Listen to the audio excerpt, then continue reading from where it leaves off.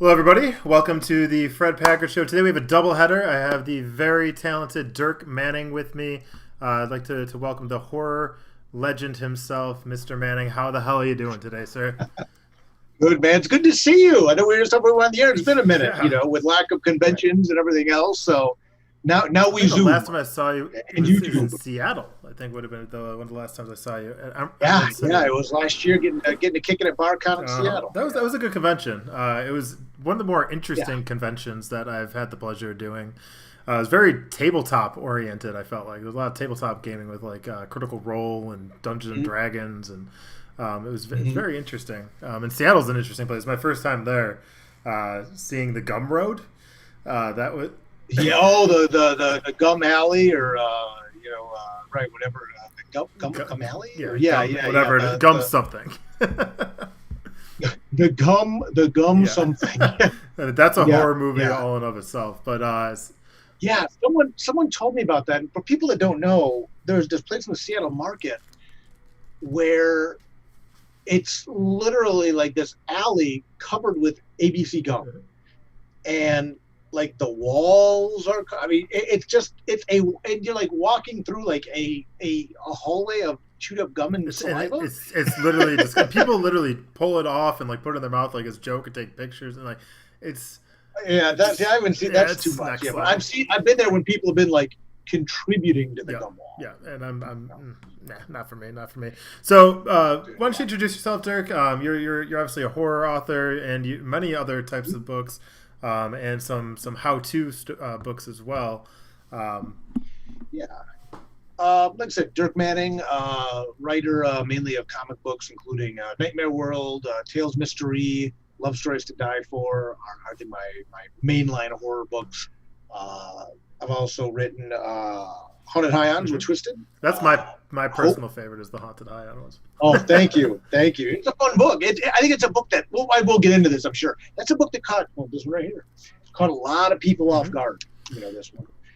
So author of that, author of Hope with artist Caitlin Smith, author of The Adventures of Cthulhu Jr. and Dastardly Dirk, which will be coming out next year from Source Point Press. Right or Wrong, A Writer's Guide to Creating Comics, and other miscellaneous works. But yeah, mainly a comic book writer, mainly horror comics. That's kind of the genre I live in. Yeah, I gotta ask you, how the hell did you get into? I just showed everybody the books that you've written that are going through Source Point. How the hell did you get involved with Twisted? How did that come about? Therein lies a tale. Here's the abbreviated version. I was working with Gary Reed of Caliber Comics, and Gary published. I think I have a copy of it right over here. Yeah, Gary. I worked with Gary to publish Right or Wrong, A Writer's Guide to Creating Comics, and I liked Gary a lot. I had a lot of respect for Gary. Very, very good dude. And Gary's very dry. And he calls me up one day and he's like, so I've got this band I'm working with and they want to do a comic book. And he goes, now, I don't know if you're into this type of music or not. He goes, but I know you used to do music journalism, which I did music journalism for about 10 years or so before I got into writing comics. And I said, well, who's the band? He said, well, they're this kind of hip-hop band out of Detroit called Twisted. And I started laughing. And I go, yeah, man, that's cool. Let's put us in touch. Because what he didn't know was I did a lot of work with the Insane Clown Posse, ICP, who kind of helped usher in Twisted, 20 years ago now. Obviously the bands are divergent. They're both on their own paths at this point. But so I knew of Twisted before they were Twisted, even they're like House of Crazies, for being from the Detroit area. They didn't know me, but I knew them. So long story short, Gary sets up this deal. We start talking about doing a one-shot. And unfortunately, what ended up happening was Gary Reed passed away unexpectedly. And before we had really put anything in stone, So the situation where I had been doing a lot of talk Twisted directly. They had been talking to me really directly. Gary passes, and I talked to George, their manager, George is an amazing guy. And I just talked to him and I said, hey, how do you want to do this? Well, I've been wanting to work with SourcePoint Press for a while. I had seen Travis and Josh's kind of ascension with the company and things like that. And them being a Detroit-based publisher, I felt this would really be a good fit. I knew SourcePoint would take care of them. I knew this would give SourcePoint a bump. They would treat Twisted right. So I got hold of Travis, and we talked and stuff like that. We agreed to do a one-shot. But it was funny because what I talked to Travis about at the time is I said, look, I can bring you this book by this national band. And I've got these two artists lined up, Mariana Pescosta, Alessandro De Fornisari from Italy. I wanted to work with them for a while. They're very good. This is going to be a high-caliber book. I said, but we're going to need national distribution. Because at that point, SourcePoint wasn't in Diamond. They were doing the convention circuit and things like that. So, long story short, SourcePoint works it out. And I'm not saying it's just because of me, but I think they definitely helped push in this direction, a little bit. But it worked out. SourcePoint got into Diamond in previews. SourcePoint made Haunted High Ons one of the first 3 books they launched in their debut. We debuted the one shot then at New York Comic Con 2017. It went extremely well, and we've been all working together ever since. You guys have what, three books I'm seeing right now for Haunted High Ons? Oh no, 4. Well, we did the one shot, and then we did the 5-issue. So we did the one shot, then we did The Darkness Rises, which was a 5-issue miniseries. Okay. So those are some of the issues that are collected in now the full trade paperback here. And we announced in February. You remember February before the world went to hell? Yeah, staying on the horror topic. Yeah, it's been. Yeah. And after Comic-Con, we announced Haunted High Ons Volume 2, Curse of the Green Book, and then we also announced that Haunted High Ons has entered a development deal for multimedia adaptation. Yeah, I'm excited for that. I'm a huge, personally, I grew up as a Scooby-Doo fan. So I was at a convention one time, and I was actually explaining to people what Haunted High Ons was. I'm like, it's kind of like Scooby-Doo for stoners. And then I'm like, wait a minute, Scooby-Doo is Scooby-Doo for stoners. Right. And Haunted High Ons definitely has that Scooby-Doo vibe. I think one of the biggest areas of pushback I got was people thought this was going to be like a Juggalo vanity project or something like that, which it's not. Haunted High Ons exists. While it is about Twisted, it exists separate of their music. Clearly, Jamie and Paul let me make a lot of playful fun of them, in the book. And it's kind of like a grown-up Scooby-Doo in the sense that it's more high-stakes, real horror with that Scooby-Doo kind of humor. Yeah, that's which is a lot of fun to do, And Mariana Alessandro's art is gorgeous. It's fun working with the guys. Volume 1, the one shot was more based on kind of their idea for a story, and then we worked it. Volume 1, I definitely drove the story more, but got a lot of input from them. And by the time now we're in Volume 2, I've run the story past them. They sign off on it. We're just off to the races, But they still are involved every step of the way, make sure they're good with everything.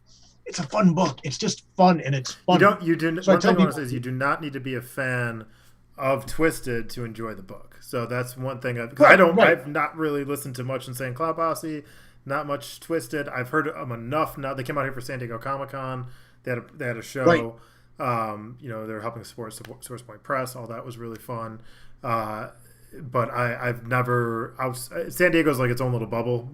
So haven't heard too much of them. But then I know they're big because every convention I do, people are like, "Oh, that's the Twisted book. That's the Twisted book. That's the Twisted book." Yeah, so it's interesting. The book has taken up well, and that's the thing too. And I want to be very fair.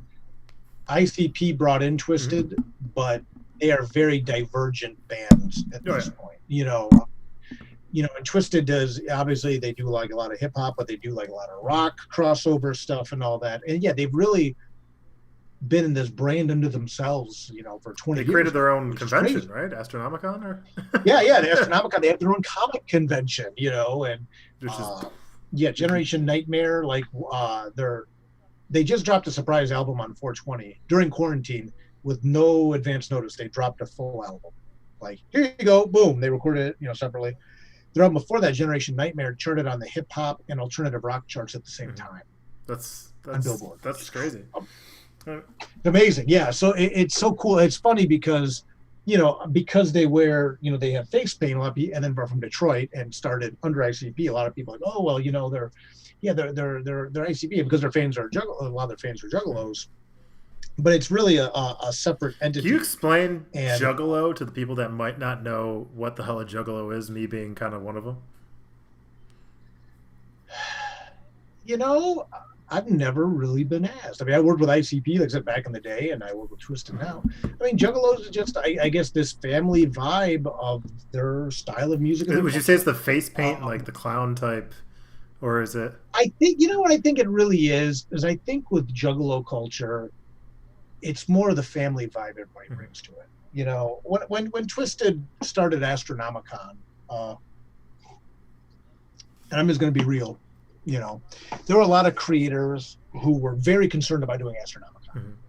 Like, oh, well, that's going to be a juggalo show and blah, blah, blah. And I'm kind of like, are you to the age, it's like, you're the age now where you're discriminating people on like the type of music they like. Like the juggalos now are like the metal kids of the 80s or the punk rock kids of the 70s. I mean, this is just a subculture.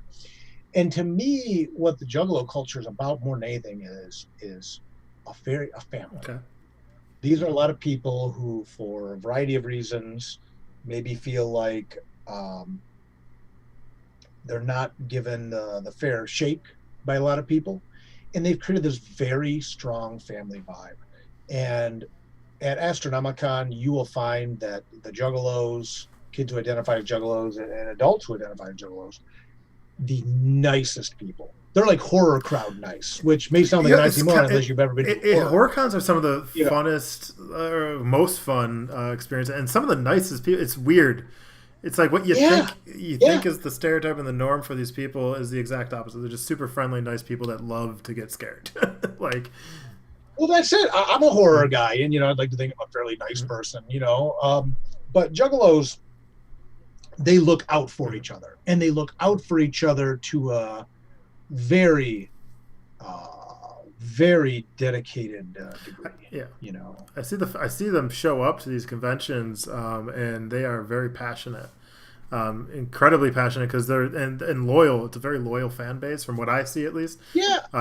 They're buying everything that they can. They're there. They're to support the creators. They're very much into the stories, very much into the music. Yeah, and they're just great. And like I said, they support each other. I mean, they look out for they look out for each other. They support each other. And again, I grew up a metalhead. And it's one of those things like if I'm wearing like a Sepultura shirt or something at a carryout, and I see someone wearing a Megadeth shirt, we have like that bond, like right on. Nowadays, it's weird. You can buy Metallica shirts at Hot Topic, and it's like, I had the original version of that shirt, and now they're selling a reissue. Yeah. I bought that shirt on tour in 1988 or whatever, The alternative cover shirt with the different. Yeah. It's like a variant cover for shirts. So it's interesting because with the juggalos, they have that bond that like the metalheads would have and stuff like that, and they support each other. They look out for each other. The nicest people. Astronomicon this February, which may be the first show back for a lot of people. It's going to be its 4th year. Just great fan base, great people, super nice, support each other, very cool, and I mean they're just people that like the music of Twisted and other juggalo bands. Tech Nine was a juggalo. I mean, it's like there's a lot more to this culture than I think a lot of people recognize. Yeah, man. Now I have a question because you're a lot like me in the sense that even more so than you do a ton of conventions. So for those of you who don't know, comic culture and things of that nature, there is literally a convention a week pretty much at this point. There's so many comic book conventions out there. Some are good, some are bad, some are small, medium, large. How many conventions are you doing in a year, and how has this this lockdown, this quarantine, affected you while this has all been happening? This year it's one so far. Yep. It may be one by the time the year's over now. I was up to about 25 or so conventions a year, which is really about a convention every other week. And that's just because it's been part of my business model. It's how I go out to sell books. I've never really been I know a lot of people go to conventions, like, oh, you're out partying every weekend and all this stuff. It's like, man, look, if I'm on my feet all day working and selling books, I mean, you're talking about going to Seattle. You know what I want to do more than anything? Sit down with a couple people I'm friends with, a couple people I care about, eat something, chill out, and then go back to the hotel. That's exactly it. That's like my favorite thing after a convention is get a bunch of people together, you talk some nerd book, whatever, and then you have a couple drinks and you just go to bed. Yeah, that's it. I mean, I don't, I'm not a drinker or anything like that. So I'm not out there partying and things like that. And it's work. To me, it's work. I mean, when that show starts, you will see me there, suit, hair, fresh as a daisy, ready to work. So with this year now, with conventions pretty much being shut down, it was initially very tough. It's like I look around my office off camera here, and 1, 2, 3, 4, 5, 6, at least big boxes of books. That was my convention inventory for this year. A lot of, looked much like with SourcePoint, a lot of the my revenue comes from selling books at conventions. So I was in a panic. I'm like, oh my gosh, and again, you sell these books and then you do the next book and things like that. And that's how you do this when you're doing creator-owned work. So I was originally in a panic, but Freddie, I got to tell you flat out, and a lot of my peers have said that, our road warriors have said this too. Now that I've been forced to be off the road a little bit, you're a little relaxed. I'm getting more writing done again. You realize the toll physically, mentally, emotionally that kind of grind takes on you. It's been a relief. It's been really nice. When conventions start back up, I find myself asking now, am I going to go back to doing, that many shows? I kept joking starting in 2020 that I was going to do no more than 20 appearances a year, which still sounds insane by a lot of people's standards. But Free Comic Book Day is a one-day appearance. Packard Comics here in Ohio. That's one. Now I'm down to 19. Okay. I love doing, Cinema Wasteland, we'll say, in Cleveland, Ohio. One of my favorite horror shows. Now I got 18 appearances left. I do a store signing at Jen King's in Texas, Space Cadets Collection Collection. Now I'm down to 17. And I haven't even touched conventions yet. New York, Seattle, C2E2, Motor City, Cherry City, Grand Rapids. It can go really fast. And I'm to the point now, and especially with how much my workload has picked up this last year while being home, it's like moving into 2021, I'm really going to have to evaluate. Maybe I'll just do 10 or 13 shows a year. Maybe that's all I'll be able to handle with my workload, and being with SourcePoint, being in the direct market now helps a lot more. It does. So it's been refreshing. It's been surprisingly refreshing. I've had the opportunity to focus more on why I got into comics to begin with, why I got into writing to begin with, and dive more into the passion of writing, dive more into creating the stories I want to tell.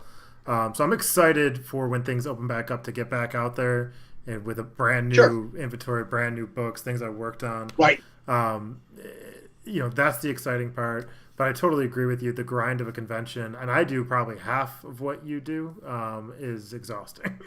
Yeah. I mean, I was getting to a point where it was getting, now that I have a little bit of distance from it and a little bit of clarity, the amount of conventions I was doing was stupid.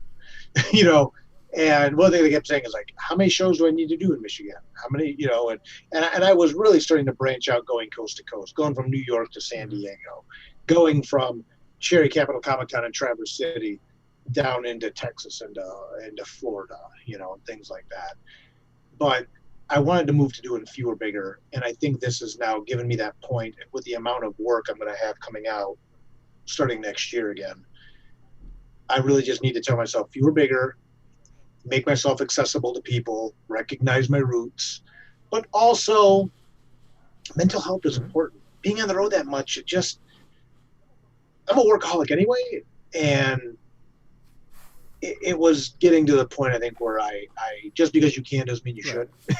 I'm finding that now, even with it's more so you have to have a nice balance. You have to a balance of Exactly. things you want to do, and then things you only have so much time, right? So you want to Right. give the time to what matters the most. Now, what some Yeah. people don't realize about you is you're one of, don't want to coin you as this, but one of the grandfathers of, if you will, of webcomics. The OGs. The OGs. Right? One of the you get what I'm saying. But it's funny, you're right, because there's a generation of creators under me, some of whom I helped, break in, bring up, or look to my model or whatever. And now that generation of creators, there's a generation that looks up to that generation that's starting to come up. So I guess grandfather's fair, but let's stick with OG of webcomics. One of the OGs of webcomics. You started with what, Nightmare World? That was it, right? Yep. And that's kind of where you grew your little cult following. And I don't want to call them a cult following, but they really do follow you pretty religiously here. Well, people saw me grow up.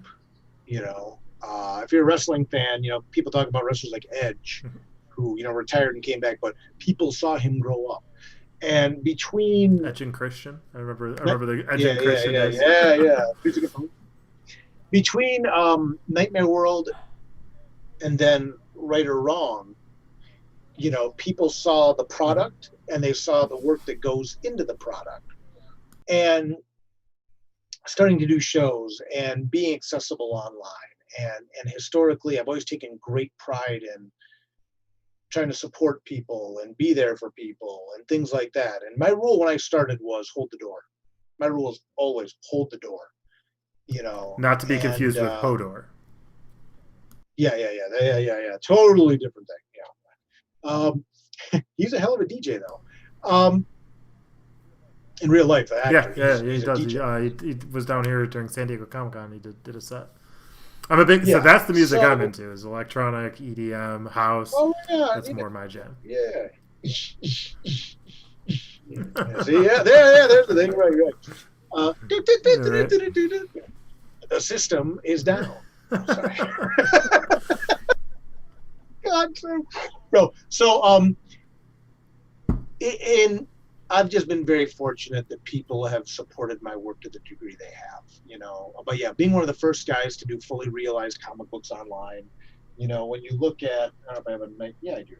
What's interesting is, when Nightmare World eventually went to Image Comics, then Devils Do, like what you see, in these stories, with Nightmare World, is like, this was what was on the website. Right. 2000, 2001. This was literally the story published, So people, try honesty by Mark Malott, I mean, these were the stories that were published online, and we used to do 2 pages a week every Thursday. And I didn't create that model, obviously, but I'd like to think that I demonstrated a way to do this stuff. When I was getting started, I couldn't afford to self-publish in color. So I had to go online, and then, and grind that stuff out. And then publishing Right or Wrong, which I talked about a minute ago, and doing this column at Newsarama. Is Right or Wrong, is that in Barnes & Noble? Or in Amazon books? It has been before. I don't know if it still is, but it has been before. I'm pretty sure I've seen Right or Wrong in the Amazon bookstore.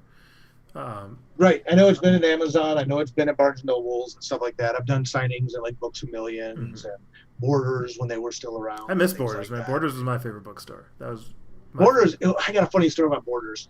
When I did a signing at Borders in the town where I grew up, no one was sure what to expect. I'd never done a signing, and then I, kind of going home and doing a signing, where I grew up. I had the second largest crowd of all time, second only to oh my gosh, what's his name? The conservative pundit. Which one? Bill O'Reilly. Bill O'Reilly. Bill O'Reilly. Oh God. I was going to say something inappropriate to help remember who it was, but the second largest signing ever next to Bill O'Reilly. And what was interesting was at that point, my folks, great people, didn't quite get the writing thing, and they thought it was kind of like a vanity thing, and like, oh well, Dirk's going to go do a signing at the bookstore, and we'll go see him.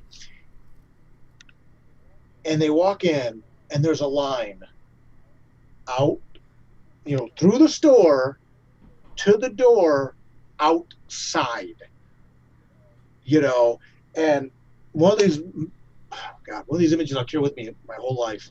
My mom just standing there by the table, just watching people come up and buying books and getting them signed and thank you, it's nice to meet you, and blah, blah, blah, blah.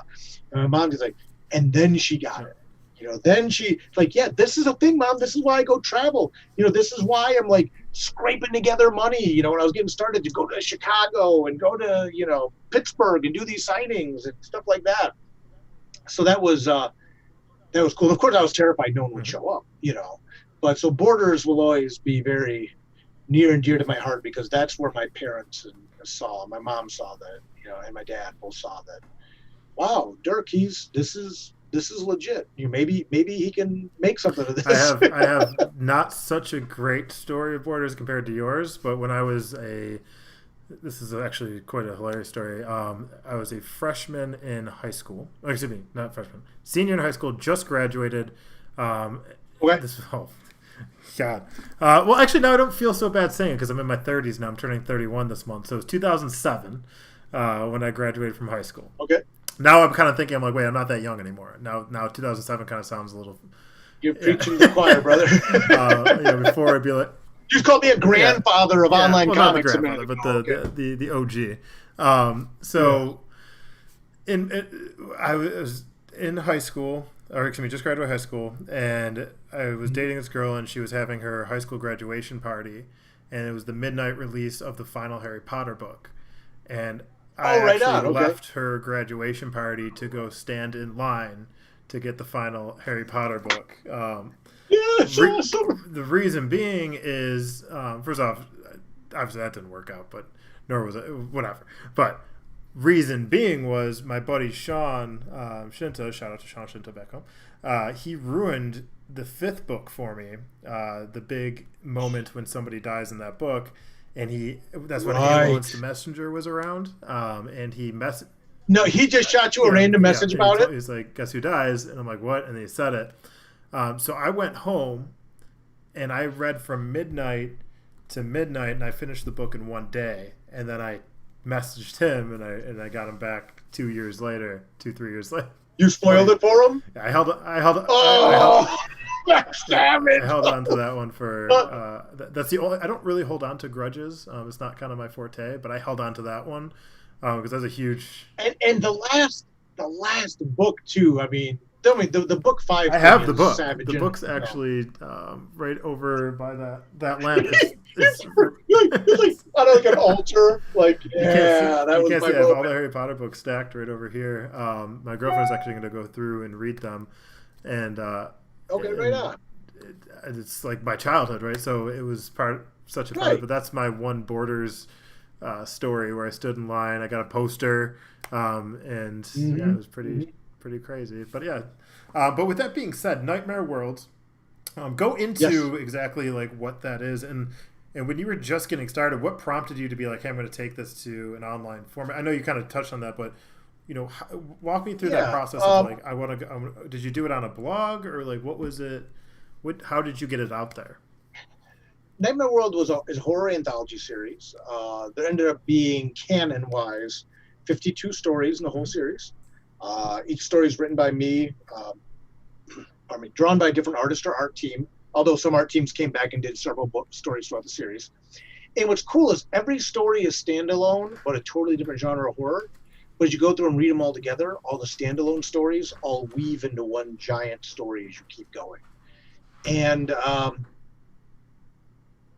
when I started Nightmare World, my hope was, well, maybe I can do like 6 stories. Because it was meant to be a vehicle, a showcase for the artists in the art studio I was working with. I would have a portfolio piece. They would have a portfolio piece. And we could just show that we could make comics and then ideally get other work from it, So we got the 6 done. I thought maybe we can do 13. And then maybe we can do 24. And then by the time we got to 25 and we had several art teams clicking along doing this stuff, only then did I literally emailed all the artists and I said, look, I haven't told you something. There is a big backstory where most of these stories all connect and they become one big giant story as you keep going. I said, I can start telling those stories to show how all this stuff connects. Because at that point, it'd been online. The art studio bought a domain name, or I bought a domain name, but it was connected to the studio site. So it was an online site. I think it was like the WordPress or something. And I said, but I need to know if we crack that door, we need to finish, which will take us to 50, which ended up ultimately taking us to 52. And everyone was all about it because like the artists would all riff off of each other and like, oh, like Josh was a fan of Jeff and Jeff was a fan of Josh and they're both a fan of Mark and blah, blah. So they would always look at each other and try to outdo each other. And, I'm like sitting there spinning plates, I had like 4 or 5 art teams going at a time. So everyone agreed that we would barrel through, guys like Josh Ross, Jeff Wellborn, Austin McKinley, Len O'Grady, Mark Matlock, Jason Meek, Mark went, Eric Owen, my guys, wow, man, we had such a killer lineup, man, such a killer lineup, which is one of the reasons that book is still, I think, evergreen. Mm-hmm. And but anyway, and so yeah, we ended up doing the whole series that way. And one of the things I did was every Thursday we would do 2 new pages. So there's a new 8-page story every month. And if it was a 5 Thursday month, we did Nightmare World Sneak Peek Week, mm-hmm. Which I would show peeks from some of the other stories throughout the week of like samples of the upcoming story, which I think is one of the things that really created that very dedicated fan base because, we had online forums, we had message boards where people started like talking about how stories connect and the big conspiracy theories and all that, the alpaca, whatever they're called, boards, all that stuff. So it was a really cool community we built around that comic. Then on June 6, 2006, we launched Tales of Mystery, 1 page a week with Josh Ross and Austin McKinley. As kind of a concurrent series. We had broken off from the art studio at that point. We're kind of working independently. A bunch of stuff happened. The domain got like the domain and the the hosting site got caught, like went out of business. So like Nightmare World was like caught in limbo for a couple of years. We all kind of went off, did other stuff. I worked on Right or Wrong more, got back together. We finished Tales of Mystery. And from there, we got picked up by Image Comics for their online comics hub, and the rest is kind of history at this point. Now, do you still publish any webcomics? I do not. I've thought about it. I dabbled very lightly in it. I considered doing something on Patreon at one point. Some different options. But ultimately, when we did Nightmare World as an online series in the early 2000s, it was unique to have a website. And social media was just bubbling up. I'll be the first to say MySpace made my career. Really? The horror group. Oh, my God. Absolutely. There was forums like Digital Webbing that obviously was a big part of it. Although what's interesting is I never really clicked with the other professionals at Digital Webbing because I was a horror guy. And people are like, why are you doing horror? Because, early 2000s, no one cared about horror. And then on top of that, I was doing a horror book like an anthology. So it was like 2 strikes against me. I was like doing the unhippest thing imaginable. But on MySpace, like the different horror groups, what I would do is at the end of every month, I would say, hey, we just finished episode 27 of Nightmare World. Here it is in its entirety. And some people then started reading it every week. Some people every month would get to it. They would spread the word, things like that. And yeah, man, MySpace took that book to another level. Took that series to another level. So did the book make your top 8, you think? Do you think it made your... Oh, yeah. Well, no, but I had like super fans. I hate to like to say fans, but very dedicated readers who were like in like the top 8, right? And eventually got to the top 16, which wasn't as cool. But then, of course, you got to get the artists. You got to get the artists in there too. So like Josh Ross, who was doing Tales of Mystery, was always like number, I don't know, he was like 1 or 5. I don't remember I made the 4 Horsemen first or him or what. you know, and then you get like the gifs and stuff like that, or the gifs in there. MySpace was such a But MySpace had a little bit of coding involved in it if you wanted to put things on it. well, yeah, then you like learn real simple coding. But back in the day, like, oh, my avatar like has lightning hitting them. You know, you get a theme song. So it was fun, and it was really cool. But yeah, now I don't really dabble in online comics as much because everyone has multiple web pages. Everybody has a Facebook, an Instagram, a Twitter, you know, and it's just a much different animal in regards to self-promotion, because back then you kind of had to have a product to promote. Now you can promote your 2/3 empty glass of ginger ale. Can have its own Twitter account.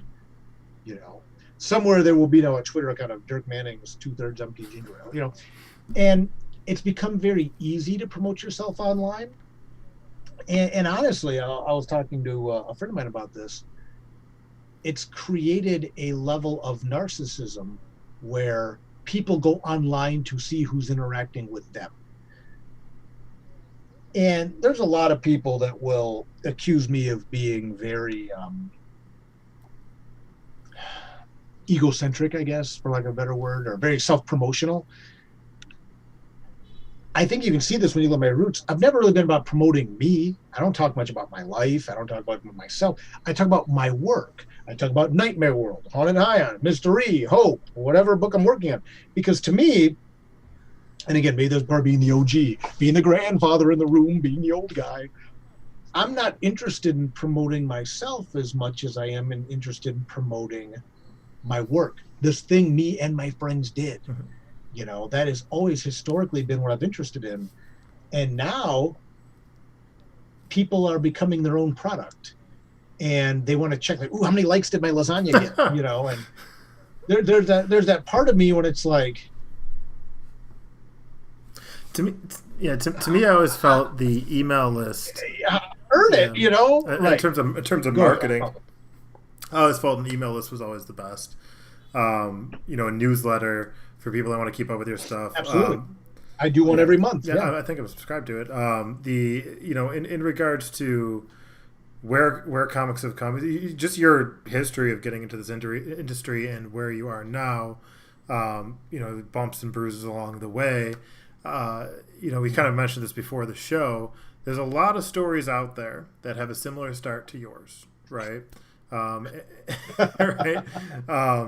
And here comes a bigger fish with a bigger medium and a bigger reach, if you will.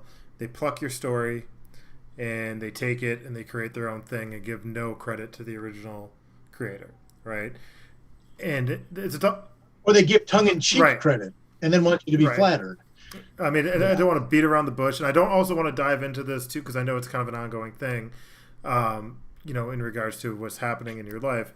But just flat out, you know, let's do it. You know, what's going on with Black Mirror, and then Nightmare World, because there's obviously some very strong parallels between the two, and you know, at the end of something that caught my eye, at the end of, I think it was Black, what was it called? Oh my gosh, the movie, whatever it was, the Bandersnatch. We're living in a nightmare world, I think was the last sentence.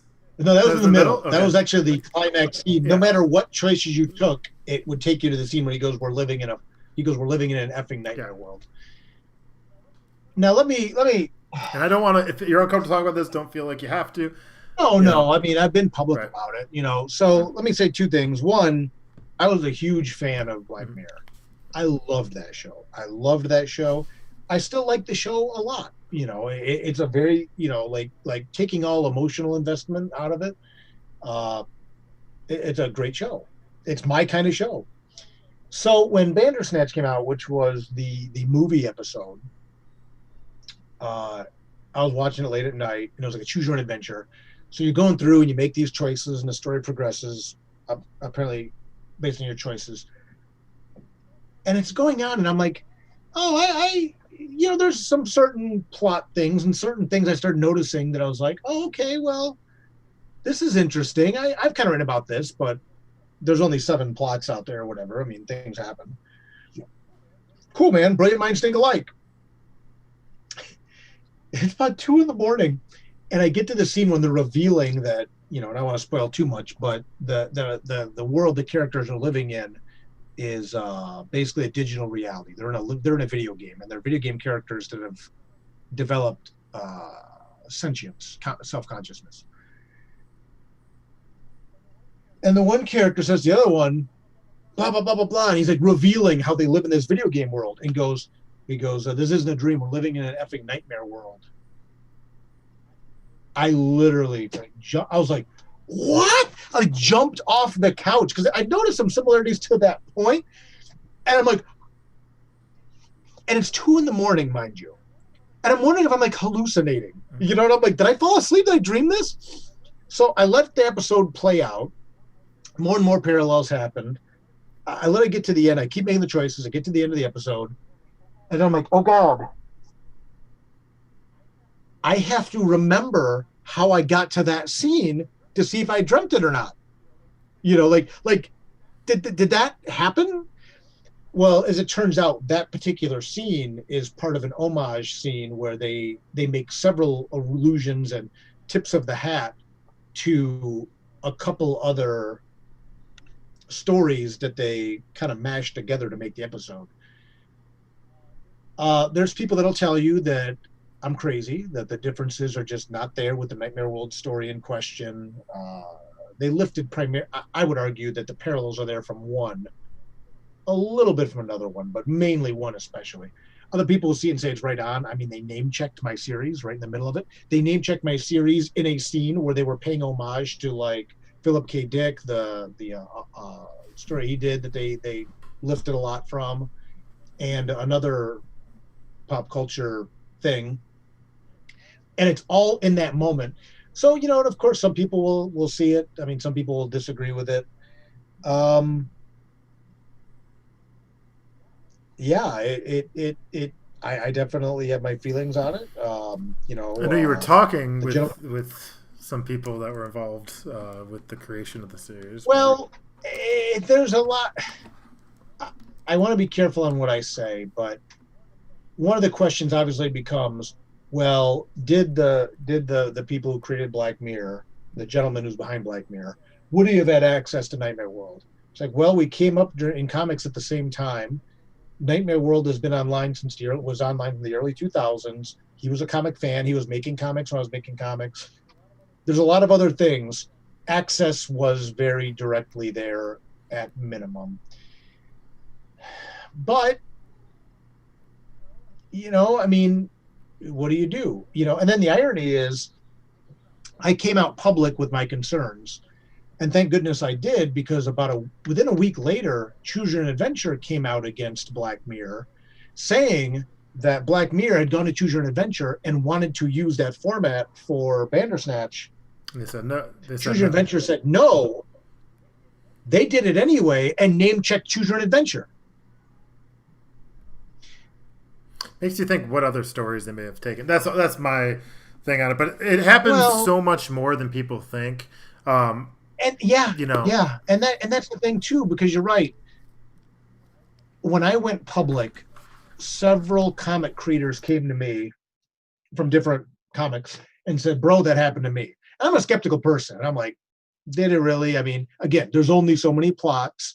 I had to really ask myself, could this have happened? Would they have seen Nightmare World and lifted this story? And I did this flow chart, and there was like 76 points of similarity in 90 minutes or whatever. You know, it's like, okay. And the name check and everything else, and the homage scene.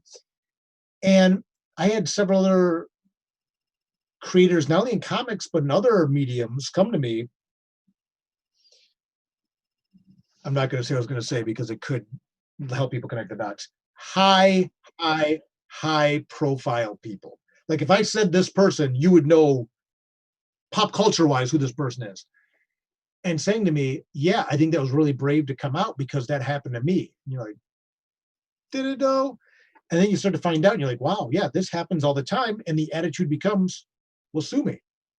is Dirk Manning, this sole proprietor of this one independent creator-owned comic, going to sue Netflix?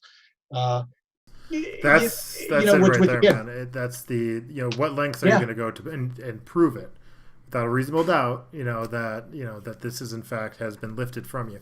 I had a similar thing with Netflix, but it wasn't to that extent because honestly, I'm like, okay, this is just very similar. Maybe, but you can't prove it. So I'm just like, I gotta let it go. My Skyline book is about a girl who becomes a dragon rider, and it's very much. But I took an homage from Avatar: The Last Airbender. We have like different nations with elements and stuff, but I made it my own and I twisted it, and I definitely took some inspirations from there. But that's where that line is. But then Netflix drops Dragon Prince, and it is virtually super similar. The dragon even looks the same, and but my book has been out at that point for like over a year, and I'm like, and you're exact. Yeah, and that's the thing. Like, you have to take a good long look in the mirror, and it's like, again, was it idea space? Yes, exactly. Was it just that two people had a similar idea and did a similar thing, or did someone see this and take it? And even then, what do you want to do? And it was nice. I mean, I lost friends over this situation because people said that again. Oh, well, you're just dirking it up. You're trying to get publicity off of Netflix. And I had to explain, and it's like, and here's I don't know if I've ever talked about this publicly. When this happened, I had just terminated my contract with Devil's Due. So I was buying out the rest of my stock from Devil's Due. So there was a very finite number of books left. So some people are like, oh, well, Dirk's trying to get publicity. And again, this is a situation where I've talked about the narcissism of social media.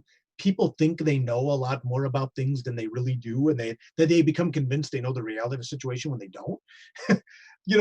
So people are like, oh, well, he's just trying to get connected and like get the rub off of Netflix and get the rub off of Black Mirror because it's popular.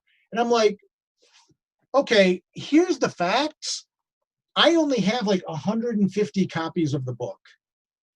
And Devil's Due can't even distribute it. So I'm not going to get a bump out of this. And if for some reason I'm trying to sell 150 nine-year-old books like that, I have like a run of like 7 conventions. I only have books for conventions. And if I would have sold the books in the direct market, I would be losing 60% of cover, as opposed to being on the road, I would be selling them at cover. And all this stuff that people just don't think, they don't think about it. They go, oh, well, Dirk Manning's just trying to, get attached to Netflix and get himself over. And it's like, financially, it doesn't make sense. Furthermore, I'm not the type of person that takes pride in saying someone took something from me. I don't take any joy in that. I'm not saying, oh, look, they stole my idea. I must be pretty good. No, I'm mad. I got ripped off. It's like admitting I got robbed. Potentially. So it was just interesting to see a lot of people's reaction to that. And then when I would have a private conversation with someone talking about like what I talked to you about now, about financially, this doesn't make sense. Promotionally, this doesn't make sense. In terms of pride, it doesn't make sense. And I'm like, it was not an easy thing to come out and do and say that I think this thing happened. But then for me to come out and say it when I did, and a week later, Choose Your Own Adventure comes out and literally accuses them of the same thing that I made the accusation. I mean, let's be honest, it was an accusation. An accusation of, can you imagine if I would have come out after Choose Your Own Adventure? Oh, yeah. I would look like the biggest a-hole on earth, I would look dead in the water, And it's not like someone from Choose Your Own Adventure called me and like, look, we're going to gang up on Netflix. We're ganging up on this episode. So that was a very eye-opening experience for me in regards to how people perceive things. And I had people I worked with who got nervous, like, well, oh my gosh, now you're never going to be working Hollywood now. Netflix is never going to work with you. I don't think that's how that works. That's not how. No. The people that think that that's how it works don't know what they're talking about. This is a situation where if everyone in Hollywood wouldn't work with anybody who sued anybody else, no one would work with anybody ever. So it was just a very eye-opening, enlightening experience on several levels. And now there you go. There's your You're exclusive for the show. I really appreciate it. I mean, honestly, being, that was, I think it just kind of lends the ear to, or people are lending the ear to this with that need to know when you're breaking into this, that you can't take things super personally. You can kind of, take everything with a grain of salt, look into it, do your investigation, do your research, protect your IP, all that stuff. But at the end of the day, it's so hard to lay claim to a creative thought, creative idea, because there's a million different ways you can do it, spin it, and whatever. The only advice I would give personally as a creator is just keep creating. You can't, and like people talk about trademark and copyright. Nightmare World is trademark and copyrighted Dirk Manning LLC. All right. All that does is make it less likely that people will steal your idea. I hate using that term because ideas are ideas, but that people will use your IP without your permission. It detracts them the same way that little sign in your front yard or on your window that says you have a security system that deters criminals. If they want to do it, they're going to do it. And if they have enough resources to do it, they'll do it a lot more brazenly. They're like, oh, did you trademark? I'm like, yeah, my stuff's trademark, copyright, everything else. But, yep. What are you going to do? Years ago, I did an online comic through MTV proper. I had a comic that was syndicated on MTV's website for a brief time. And I was doing a contract and stuff like that. And I spent a lot of money on that contract for a comic they're running for free. But even then it was like, look, if Viacom's lawyers decide just to try to claim they own this, the lawyer's saying you may just want to just give up the ghost on it. Because my big thing was MTV is hosting this comic. They don't own the comic. Mm-hmm. We own the comic. They are getting publishing rights only. And that was cool to people at MTV at the time. But again, can you imagine if Viacom's lawyers decided to come back and try to claim that comic? What am I going to do? Yeah, go up against Viacom over a free 16-page comic? Yeah. So it's tough. It's tough. The business of comics is not easy. Now, in regards to your current work, I know how many issues of Hope do you have coming out? Because I know I don't know if you're done with that series or what, but the art looks great. Caitlin Smith did the art. Caitlin Smith is a master. She's so good. Yeah, we did 6 issues in Volume 1. People that read Volume 1 were like, "Oh my gosh!" I'm not gonna spoil anything, but the ending is a mic. The ending of issue 6 is as much of a mic drop as the ending of issue 1, and that's all I'm going to say. Volume 2 is fully outlined, so I'm hoping to start formal scripting and production on that soon. But yeah, if people read Volume 1, they're just losing their minds. Like, okay, we need Volume 2 right now. It's coming. We're getting there. So yeah, we're going to get production going on. I'm going to get production going on Volume 2 here pretty soon. I'm very excited about it. I'm excited, man. I'm going to read that series for sure. I know it was coming. It came out for Free Comic Book Day, right? Yes. And then you have Haunted High Ons. You have more stuff coming out there. Is there any other projects that you want to spotlight right now? For Halloween Comic Fest, we did The Adventures of Cthulhu Jr. and Dastardly Dirk. I saw that. Which is all ages book. Scoot McMahon, again, just a master. I'm very fortunate to work with very, very fantastic artists. Scoot is just incredible. He's done a lot of work with the guys over the years. In my natural form. There you go. Hiding the face, yeah. Well, we can't all be pretty, all right? You're fine, Dirk. You're fine. I think it could have turned out worse. Face for radio. Turned out worse. Yeah. But yeah. I didn't hit every branch on the ugly tree, just most. No, but so the original plan was to run a Kickstarter this year to launch the full collection of that. Obviously, a lot of things happened that kind of pushed all that back. So, but the Adventures of Cthulhu Jr. Dastardly Dirk's going to come out next year. So next year we got Cthulhu Jr., Haunted High Ons 2, maybe even Hope 2. I've announced I'm doing Right or Wrong Volume 2. We just signed a contract and had our first meeting. Oh man, for a project I'm so excited about. I'm so excited about this project.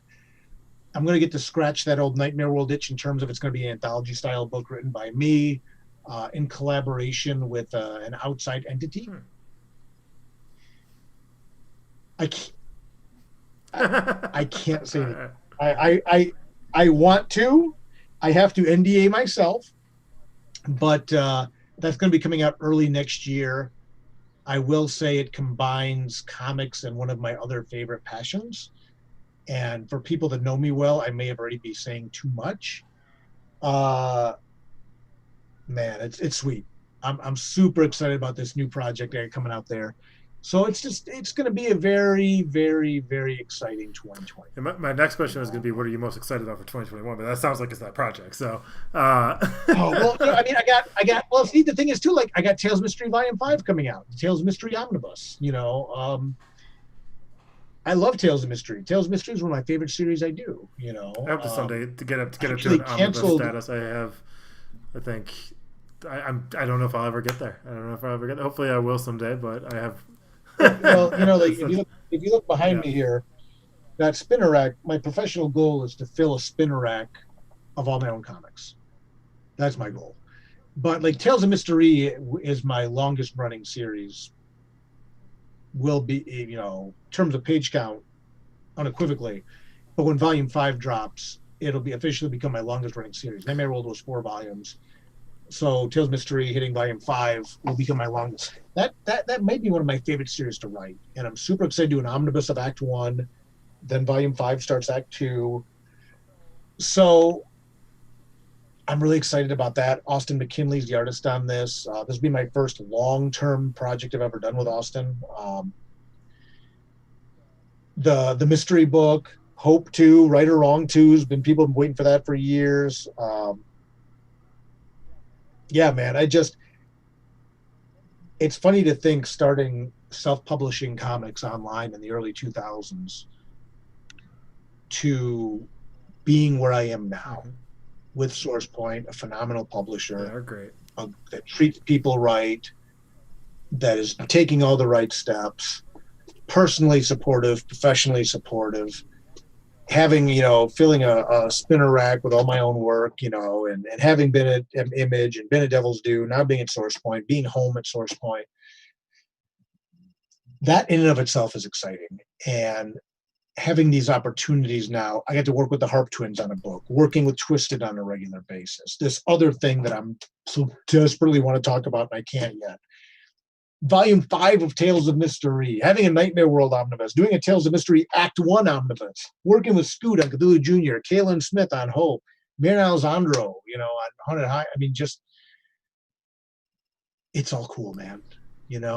We don't do this to get rich. We don't do this for status. We don't do this for fame. We don't, we do this because we love the medium. And for me to love the medium and be able to contribute to the medium with so many neat in a variety of books that offer a variety of entry points and a variety of representation of storytelling and character.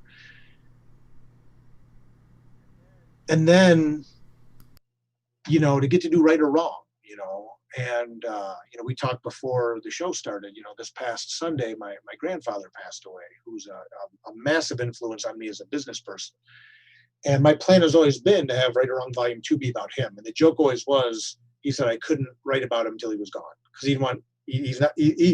people think I'm private. He was like more private than me even. And to have like a book like Right or Wrong, and then get to do Right or Wrong Volume 2, which is about all the things I've learned since I've done Volume 1 and good and bad, warts and all, and to be able to pay that forward. And right there, you guys can't see it, right behind me is a box of comics that people have given me and said, I made this comic because I read Right or Wrong. And I saw what you did with Nightmare World. And, Right or Wrong, helped get me there. And talking you to convention. That's pretty awesome. It's humbling. And so Right or Wrong Volume 2 is going to be real special too. So it just, I guess it just, you love all your kids equally, I guess, type of thing. I can get behind that. I have a lot of different stories and books that I got out there. Yeah. It's hard to pick one over the other. You could be excited about a project that you're working on, but once it's out, once it's done, they're your kids at that point, Yeah. Even like eventually doing Love Stories to Die For Volume 2, Love Stories to Die For is a lot of people, that's like their favorite book I've ever done. It's just as one standalone book. There are several scripts. I was talking to one of my editors today about that. There are several scripts written for Volume 2. I just got to get the artists on them and go. But again, it's like 2020 pushed back my publishing schedule. So now I have like this glut of work to start putting back out there, which again, that blows my mind. I think back to doing like a book a year. Doing a Nightmare World book every year was incredible. Now I'm looking at, like, how do I schedule all these book releases, But I've been in the game 20 years too. So it's just, I'm very fortunate. I'm very fortunate. I always try to pay it forward, recognize how I've gotten to where I've gotten, try to be better than I was yesterday, and just put out high quality, high caliber work, and just contribute to the medium. And yeah, man, it's exciting. I'm very fortunate. I'm excited for you, man. And I'm looking forward to all your future releases. Where can people find you? And if you wanted to point them to grab your work, where do you want to send them? Yeah, I'm a little bit of flux right now. Like I said, I wrapped up my contracts with Devil's Due, so a lot of my work will be coming out through new publishers coming up. But DirkManning.com is my website. You can email me through there, Facebook, Instagram, Twitter, @Dirk Manning. I have a Facebook group, the Friends of Dirk Manning Support Group. We support each other, and other people can support being my friend, I guess. Go to Amazon, look up Dirk Manning. A lot of my books are available on there. I will say, as time is passing, a lot of my books are falling into the secondary market. But we're going to see a lot of cool re-releases in 2021 and into 2022. So I'm excited about that. But yeah, I try to be accessible to people. Obviously, conventions are very much up in the air at this point, but my convention schedule is always posted at dirkmanning.com. And you can sign up there for my monthly mailing list. Like you said, I love doing a mailing list once a month, getting to write a letter to everybody. And that's where where people can find me. Look for the picture of the guy with the top hat and the scarf, and you'll find me. I'd like to thank you, Dirk, for coming on the show. I very much look forward to seeing you in the future at a convention. Same here. And getting to catch up in person. The Zoom thing's fun and all, but it's something about being at a show with friends. I agree. I miss seeing everybody. I hope we can all hug each other next time we see each other. But regardless, it was good to catch up, man. I appreciate you having me on. Congratulations on your show too, man. This is very, very cool. I really appreciate a good platform, a good opportunity. So thank you, man. Well, thank you for coming on. I'm sure I'll have you on in the future, and I look forward to seeing you. Look forward to it. Seeing you in the future as well, my man. Take it easy. Right on. Thank you, man. Appreciate it. Thank you, everybody.